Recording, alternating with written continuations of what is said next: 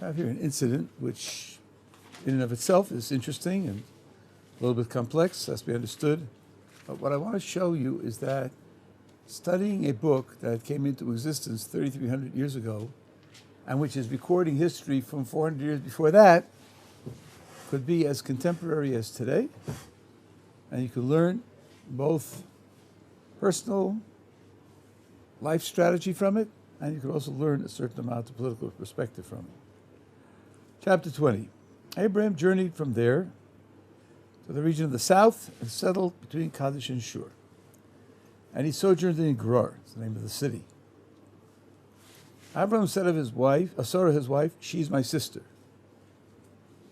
In other words, they pretended to be brother and sister. They did not reveal that they're husband and wife.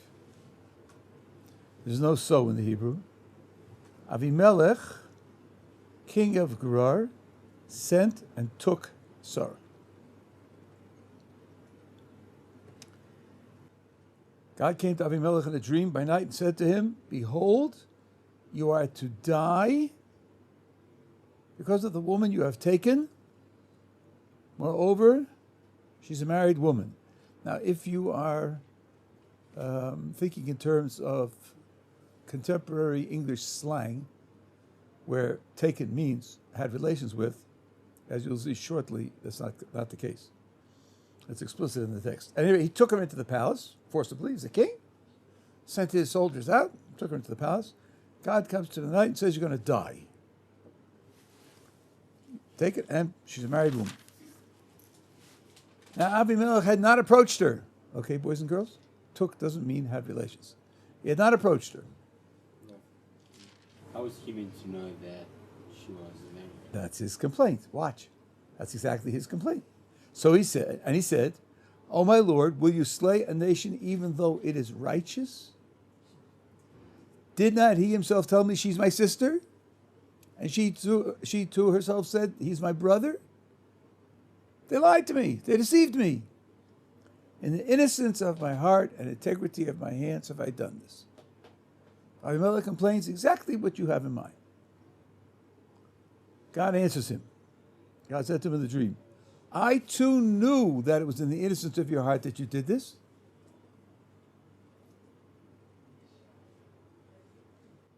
And I too prevented you from sinning against me. That's why I did not permit you to touch her. When it says in the top of the page, you had not approached her, that's not for lack of will. But he became sick, as you'll see the text verifies, and he couldn't. God says to him, I know you're innocent in your heart. I know you thought they were brother and sister. I know you were not intending to commit adultery.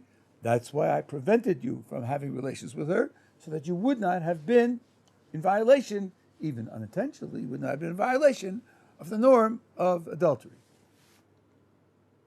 Now, return the man's wife, for he's a prophet, and he will pray for you, and you will live. Meaning, you're sick. That's why you didn't touch her. You weren't able to. Well, you're sick, and you're in trouble. Turn her, and you'll live, because he'll pray for you. If you do not return her, be aware that you shall surely die, you and all that is yours. It's going to be an H-bomb. It'll blow you to smithereens. And at this point, in your spirit, I think the reader says, this is very heavy. He, after all, didn't know they're husband and wife. Now, you tell him to give her back. You start with that accusation, you're going to die. And you make him sick.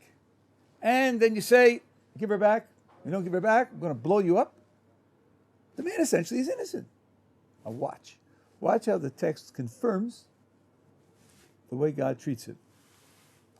Okay, that's what happens in the dream. Abimelech arose early the next morning. He summoned all his servants and told them all these things in their ears. And the people were very frightened.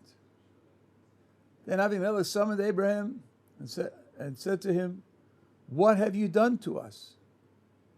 How have I sinned against you that you brought upon me and my kingdom such great sin? You lied to me. You told us that you're brother and wife. I ended up taking your wife into the palace. God is threatening me with death and destruction. You brought this on me. It's your fault. You shouldn't have lied to me. deeds that ought not to be done, have you done to me? That's Avimelech's challenge to Abraham. The next verse is 10. Avimelech said to Abraham, what did you see that you did such a thing? Now let me tell you something about biblical style. When you have the same speaker twice, and it introduces his name twice, it means it's not one run-on speech. There's a gap. In 9, it's Avimelech speaking. And it's 10, Avimelech speaking. And it says Avimelech again. That means there's a gap. Avimelech issues a challenge to Abraham in 9, and Abraham doesn't respond. So Avimelech asserts himself again in 10. And then Abraham answers. And Abraham has a long, complicated answer. First thing I want to dwell on for a moment is, what is the difference between Avimelech's challenge in 9 and Avimelech's challenge in 10 that would justify why Abraham does not respond to 9, does respond to 10? What difference do you see in Avimelech's approach, we might say, or attitude, difference between what he says in 9 and what he says in 10, whereby you could understand why Abraham responds to 10 and does not respond to 9? I think in 9, he's more accusing. Yeah, and then in 10 he asks actually why, what reason are you doing this for? I think that's exactly it. In 9, he's accusatory. In 9, he's saying to Abraham, you're a criminal. You're a criminal. You've done things that are wrong. Abraham doesn't respond to a charge, to an accusation. 10 is entirely different. 10 says, what did you see that you did such a thing? That means, I know you wouldn't do it without seeing something. You're not a person who's trivial. You're not a person who's just clumsy or a person who's corrupt. You must have seen something. And I didn't see what you saw. Please tell me what you saw. That's an entirely different attitude. That's an openness, a willingness to hear and perhaps be instructed. Abraham needs that openness because the response that he wants to give to Avimelech is a very powerful, challenging response. Look at 11.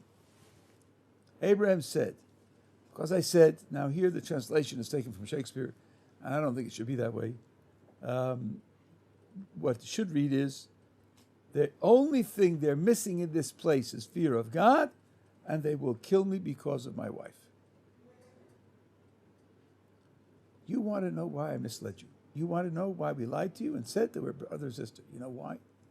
Because if we had openly disclosed they're husband and wife, you would have killed me for my wife. That's why I lied to you.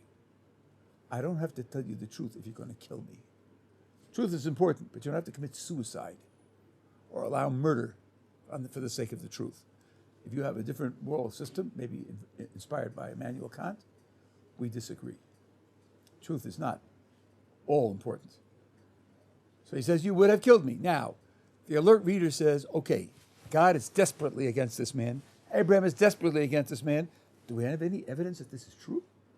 That he would have killed him? Watch how the text will verify it. Only verify it with little detail, which you have to pay attention to pick up. But it will verify it. At any rate, that's what Abraham says. You want to know why I lied to you? I lied to you because you would have killed me for my wife. Now, I want to skip 12 and 13. We'll come back to them. Yes, Hashem. Let's just get the end of the incident. 14, Abimelech took flocks and cattle and servants and maidservants and gave to Abraham, and he returned his wife Sarah to him. Do you see anything in what we read to indicate that Abimelech, having been told her husband and wife, would have killed Abraham? Okay, let's rehearse the scenario again. They say they're brother and sister. Abimelech takes her into the palace. He's immediately struck with some kind of illness. God comes to him and says, you're going to die. You're going to die because you took the woman, she's married. He protests. I didn't know she was married. It's not fair. I'm innocent. God says to him, I know you're innocent. I know your intentions were not to commit adultery. Get rid of her, or there's going to be an H-bomb to blow you up. Okay? Now, Abimelech gets up in the morning. What does he do first? He calls his servants. He explains to them all the things that happened. Because in the background, and they're very frightened. What does he do second? Then he calls out. Calls Abraham, and then he challenges him. You're a criminal. You're a criminal. God came to me last night and justified. You're a criminal. You lied to me. You did wrong things. Abraham doesn't respond. What does he do third? He says, what did you see? That you did such a thing. And Abraham gives him an explanation. What does he do fourth? Gives elaborate gifts to Abraham. What does he do fifth at the end? And returned his wife. Gives back the wife. Is that what you would do? Is that what you would do? You have this vision in the nighttime.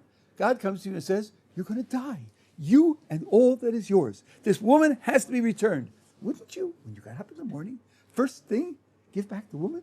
I mean, she's radioactive. You know, she's an atomic pile where they pulled out the lead rods. It's going to go into overload. No. First he tells his servants, and second he challenges Abraham, and third he asks Abraham, and fourth he gives Abraham gifts, and then, boy, it's been a busy morning. Anything else on the protocol for this morning? Oh yeah, I have to give back Sarah. What's holding him back? What's delaying him? Because even with God's threat that I'm going to blow you up, he's on a knife's edge. He's on a knife's edge. He can't bear to give her back. He can't bear to give her back. He's threatened with utter destruction, and he can't bear to give it. He delays in every possible way. At the end, to his credit, he wins the battle, and he gives her back. But if, after having been threatened with utter destruction, he's on a knife edge of 50-50 and just barely manages to give her back, what if there had not been a threat? What if there had not been a threat? Then he would have been totally out of control. And that's why Abraham says, if I had said we were a husband and wife, you'd have killed me without a second thought and taken my wife. He's right. The text confirms that he's right, because he only gives Sarah back at the end. Okay? Now, let's go back to Abraham's speech. There's a lot to learn from his speech. Again, 11. 11, Abraham says, you know why I lied to you and told you were brother and sister? Because the only thing that you are missing here is fear of God, and you'll kill me for my wife. If you say the only thing you're missing is fear of God, you're implying that you have lots of other things. Indeed, you're implying you have everything else. There's only one chink in your armor, only one missing element. What are these other things that Abraham is referring to that he's crediting Abimelech with having? What are these other things? The answer is at the top of page 93. Read through those verses again and see if you can figure out what things Abraham is crediting Abimelech as possessing. How does Abimelech express himself? Righteous. And? Innocence. And integrity. This man is not a savage. This man has a culture. This man has a civilization. He has an ethics. He has a moral code. He has a legal code. And he expresses himself in those terms. Innocence, righteousness, integrity. Abraham says, yes, I know that. You have that. You have a moral code. You have a legal code. You have a civilization. But there's no fear of God at the basis of it. And therefore, when the chips are down and you really want something, you'll kill me for my wife. With your moral code and with your legal code and with your philosophy, your moralists, with all of it, you'll kill me for my wife. You have everything except the fear of God. And when the chips are down, none of what you have, none of your human culture is going to stop you from doing even a terrible crime. Does that sentiment sound familiar from recent history? Which country in Europe or in the whole of the Western world had a bigger claim to scientific expertise and greatness in art and greatness in music and greatness in philosophy? Germany. Germany is what we call in Yiddish the Spitz, the high point of Western civilization. And they authored the Holocaust. Your civilization, with your moralists and your thinkers and your artists and all the rest, will not stop you from committing the most horrendous crime, because fear of God is not at the basis of it. Don't be fooled by the veneer of human civilization. Don't use that as a basis for your trust in a person or in a group of people or in a nation, because when the chips are down, they can sell everything out for what they want. That's the message in 11. Now there's a subtle message in 12. Abraham goes on to say, moreover, she is indeed my sister. I said we're brother and sister. Listen, she is my sister, my father's daughter, though not my mother's daughter. She became my wife. Now, let's just get straight here, how they're related. Look on page 77. Here you have a genealogical table. So Terach at the top has 3 children, Abraham, Haran, and Achor. Haran, the middle child of Terach, has 3 children, one of whom is Sarah. So how are Abraham and Sarah related? Nephew or niece and uncle. Uncle and niece. Sarah is Abraham's brother's daughter. Okay, now in the Hebrew language, when you say ben, which we translated as son, actually ben can mean son, grandson, great-grandson, so as many generations as you like. That's what we are called B'nai Yisrael. Yisrael is the name of Jacob, and we are many generations removed from Jacob, but that doesn't matter. B'nai can mean 30 generations ago. Av also works the same way. Av can mean father, grandfather, great-grandfather, to as many generations as you like. Bas can mean daughter, granddaughter, great-granddaughter, to as many generations as you like. Okay, how is Sarah related to Terach? What's on the page? How is Sarah related to Terach? Granddaughter. She's a granddaughter. In Hebrew, you could register that by saying she's Bas Terach. So Bas can mean daughter, granddaughter, great-granddaughter. And then if you say she's Bas Terach, then you could read that as if, since Terach is Abraham's father, that they're brother and sister. In the Hebrew language, you are allowed that kind of flexibility. Okay? The question is, back on page 93, what is Abraham saying to Avimelech, who isn't Jewish, who doesn't speak Hebrew? He's saying, I told you a brother and sister. Listen, she is my sister because in Hebrew, when you say Bas, you can mean granddaughter or daughter. So she's a granddaughter, so we'll call her Bas. Call her Bas, she's like a daughter, and then she becomes like my sister. I mean, so what? What are you trying to prove by telling this to Avimelech? The answer is, Avram here is explaining something entirely different.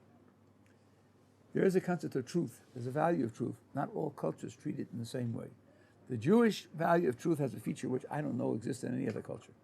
I'd be very skeptical. Of course, I haven't done a study of 130 cultures. I'm very skeptical. One value of truth is, when you speak to other people, don't mislead them. Don't say something which will cause somebody to believe something false. Don't lie, don't deceive. What's called in Hebrew, Gneva Stas. There's a separate issue of saying words that are true. Saying words that are true. They are not the same. And indeed, you might be in a situation where you can't do both, where they come into conflict with one another. Let's suppose someone asks you your opinion about something. You happen to know he thinks you're guilty of exaggerating. You know the truth about this matter, but you know that if you tell him the truth, he's going to say, oh, that's George, he's always exaggerating, and he'll come to believe it's only half, which is not true. It's not correct. If you say true words, he's going to get a false idea. If you want him to get a true idea, you've got to double the situation, speak falsely, so that when he cuts it in half, he'll get a true belief. You can't have both. That happens in life. The Torah cares about both. It cares about speaking in such a way that the other person gets a true idea, and it also cares about speaking true words. Abraham says to Avimelech, you want to know why I deceived you? You want to know why I misled you? I spoke words that would cause you to believe something false, because otherwise you would have killed me. That's my justification for deceiving you, misleading you. But I want you to know that the words I used are words that also have a true reading. In my language, where I come from, it's not totally wrong to say that we're brother and sister. That's because I care about that feature as well. So I have both features in mind. Now this is very important because there are various places where the Torah and the commentators speak about truth and falsity and how the concept should be used. And sometimes it's only talking about true words, not talking about misleading, as I'll show you in a moment. And that being the case, one has to be very careful about keeping the two ideas separate.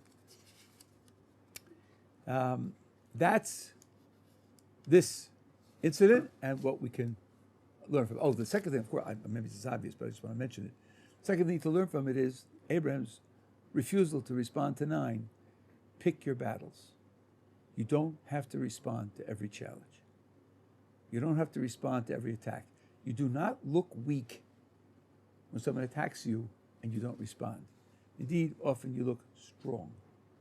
I don't credit that attack. It's not worthy of a response. It's not worthy of being taken seriously. If you descend into the debate, an American looks at it and says, okay, they're fighting, they're probably both right, or they're both wrong, or they're both, it's good, give and take on both sides. Abraham says, you're accusing me of a crime?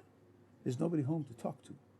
Then don't respond. The lesson you can learn from here is, don't pick your battles. Okay, now, another incident of this type of speaking and reproducing ideas and reproducing them in ways that need careful understanding. Page 81. There are 3 travelers that come to Abraham, and among other things, they make an announcement that he and Sarah are going to have a child. Sarah hears this. Indeed, this traveler inquired where Sarah is, was told she's in the tent, and then spoke loudly enough for her to hear. He wanted her to hear. So, verse 11. Avram and Sarah were old, well on in years. As a matter of fact, he is 99 and she's 89. The manner of women had ceased to be with Sarah. She stopped menstruating. Sarah laughed at herself, saying, after I have withered, shall I again have delicate skin? And my husband is old. She hears the traveler, who happens to be an angel, but she doesn't know that.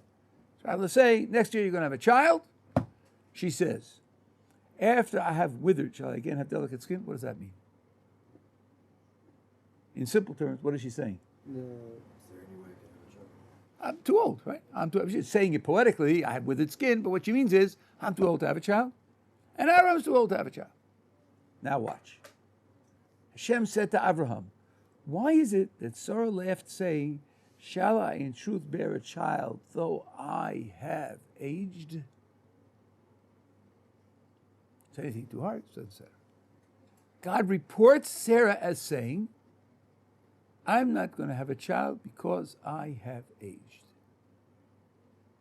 Is God's report of Sarah's words correct? Not verbatim. Not verbatim, number one, but we just decided when she says, after I have withered shall I have delicate skin, that's just a poetical way of saying that she's too old to have a child. Right. So let's not worry about the poetry. But what inaccuracy is there in between what Sarah really said and what God repeated her as saying? The part of that Abraham is left out. Yeah, she said 2 things. We're not going to have a child because I'm too old and Abraham's too old. God reports her as saying, I'm not going to have a child because I'm too old. He leaves out the part about Abraham being too old. Now you probably heard, this is why they treat husband and wife and so on and so on. Before you get to that, a little logic has to be applied. Someone makes a speech, goes on for a half hour.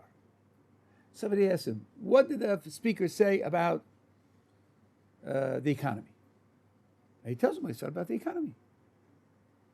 Maybe somewhere in the speech he also spoke about civil rights or he spoke about foreign trade, but he asked about the economy and he got an answer about the economy. Usually we would say, if you asked about the economy, you get an answer about the economy, and that's perfectly all right, perfectly accurate. There's no failure in such a report. You're asked about X, you got an answer about X. Sometimes, however, if the speaker put it a certain way, by leaving out half, you will then, the part that you do report will be inaccurate. What did he say about the economy? He said it's going to improve. Yeah, but what he really said was, if the foreign trade free zone opens up, then the economy will improve. If the person reporting the speech doesn't put in the if, then he's lied about the speech. He's given the impression the speaker said the economy is going to improve, period. The speaker didn't say that. The speaker said if the free trade zone opens up, then the economy will improve.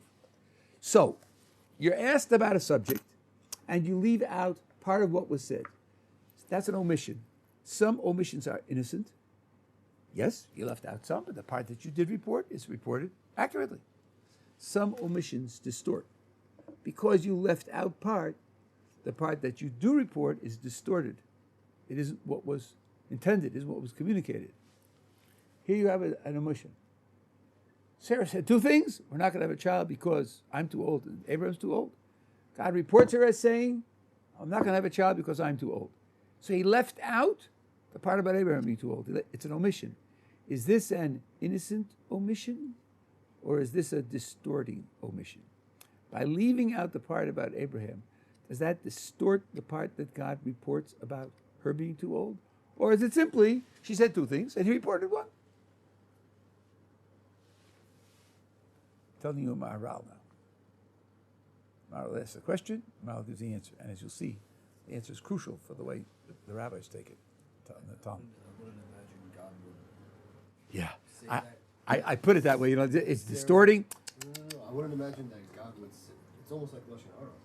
Yeah. It's like, she spoke bad of you. Are you aware of that? She's your wife. Okay, I wouldn't imagine God would do that. good, that's fine. You're 3 steps down the road, you're justifying God and the general values and so forth and so on, but this is far after what I'm talking about. I'm talking about now just God said one and left one out. By leaving one out, did he distort the one he said or not?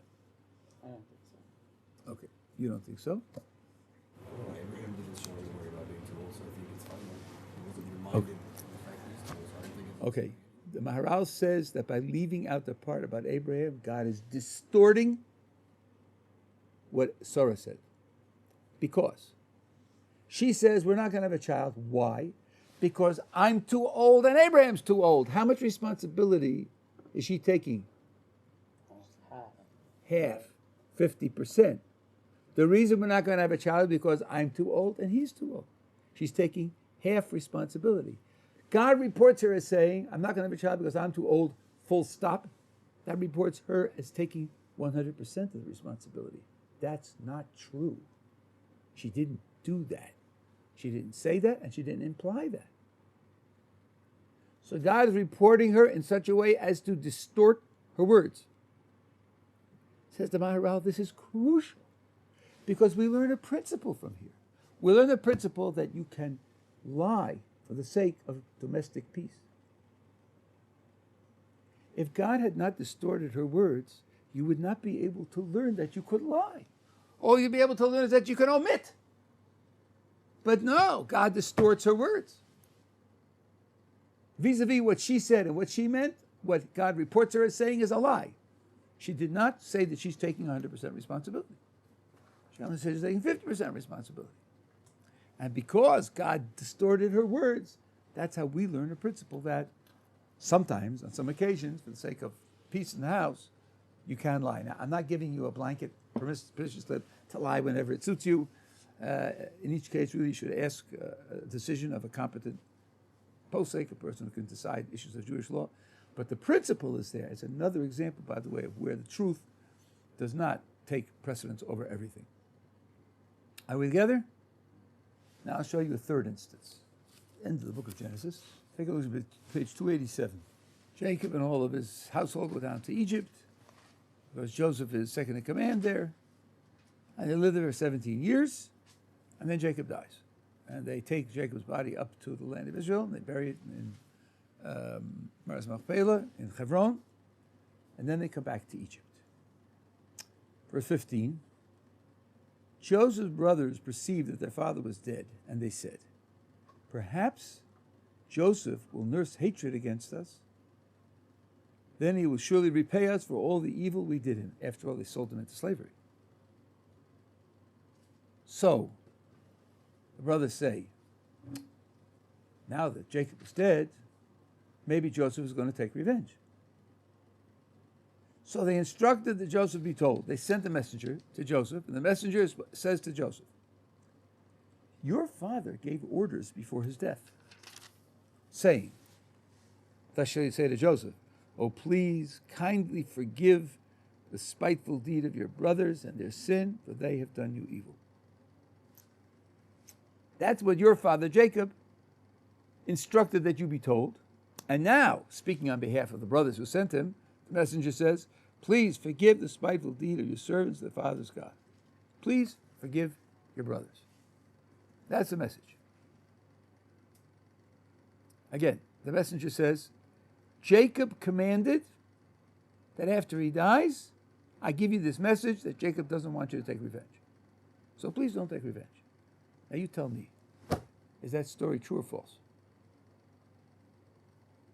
What they said was false. Meaning,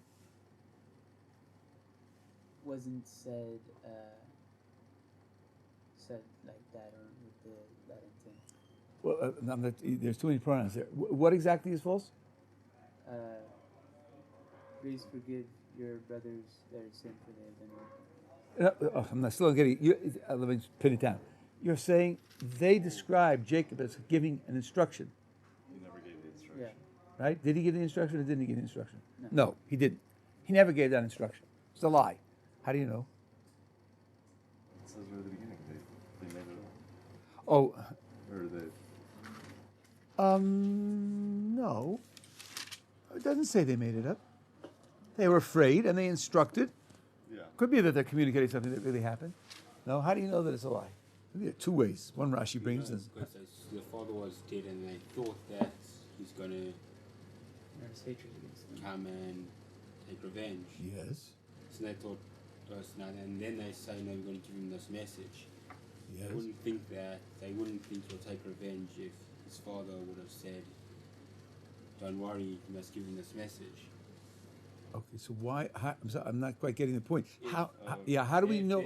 If their father gave them the message to give to Yosef, Yes. they wouldn't have been worried that he would come take revenge. Oh, he's not going to take revenge when he hears the father's message.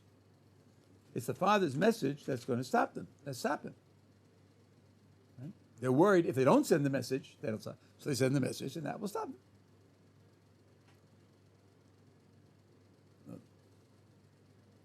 Put yourself in Jacob's place. Brothers sold Joseph into slavery. Maybe Joseph is upset. Maybe he's angry. Maybe he's just waiting for me to die to take revenge. You're worried about this. You're Jacob and you're worried about this. How would you stop Joseph from taking revenge? Telling him yourself. Call Joseph in and say, don't do it. No, you leave a message with the victims, the potential victims, and they should report that Jacob said it. You wouldn't do that. You'd say to him directly, I'm your father. I'm telling you not to do it. It's ridiculous to do it this way. On the face of it, it's a self-defeating strategy.